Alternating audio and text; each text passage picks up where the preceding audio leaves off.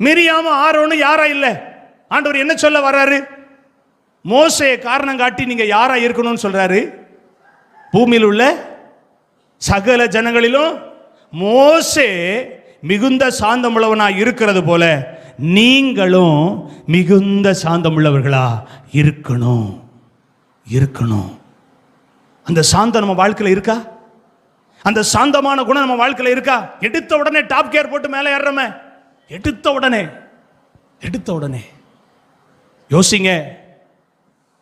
மோசே மிகுந்த சாந்த குணம் உள்ளவன்.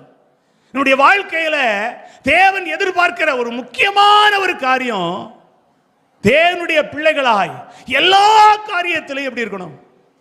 மிகுந்த சாந்த குணம் உள்ளவர்களா இருக்கணும். அதுவும் எல்லாரை விட நீங்களும் நானும் எப்படி இருக்கணும்? சாந்த